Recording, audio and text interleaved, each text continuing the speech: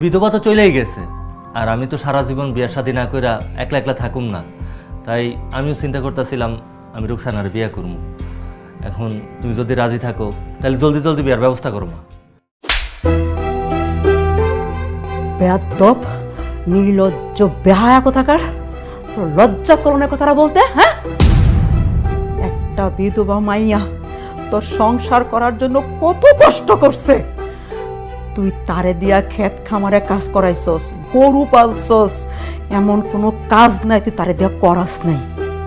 দিন রাত তুই মেয়েটারে অত্যাচার করিয়ে গেছস, তবু মায়াটা মুখ বুঝা সব সহ্য করছে, শুধু তোর সংসার করবো বইলা। তুই সেই মাইয়াটারে মিথ্যা অপবাদ দিয়ে বাড়ি থেকে বাইর করে দিলি, হ্যাঁ?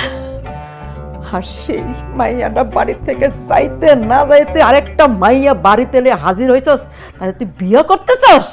বেঈমান কোথাকার! তুই সব সময় বৌমারে বিধবা বইলা অত্যাচার করতি, আঘাত করতি, সারাটা দিন উঠতে বসতে তুই তোরে কষ্ট দিতি। আজকে তোর একটা আমি চরম সত্যি কথা বলি, তুইও কিন্তু একটা বিধবার সন্তান। এসব তুমি কি কইতাছো মা? আমি কেন বিধবার সন্তান হইতে যাবো? এই যে আমার মা তুমি। না, আমি তোর মা না, আমি তোর খালা। এসব তুমি কি কইতাছো মা? আল্লাহর দোহাই লাগে, এসব কথা কইও না। আমার মা তো তুমি। তুই আমার আপন ছেলে না, তুই আমার বড় বোনের ছেলে। তুই যখন ছোট্ট 1 বছরের, তখন তোর আব্বা হঠাৎ করে হার্ট অ্যাটাকে মরে যায়। বৌমা যেরকম অল্প বয়সে বিধবা হয়েছে, তোর মাও সেরকম অল্প বয়সে বিধবা হয়েছিল। তুই যে এখন বৌমারে উঠতে বসতে সারাক্ষণ বিধবা বলে খোটা দেস না, এই সমাজের লোকেরাও তোর মারে বিধবা বইলা, অপয়া বইলা, অলক্ষী বইলা খোটা দিত।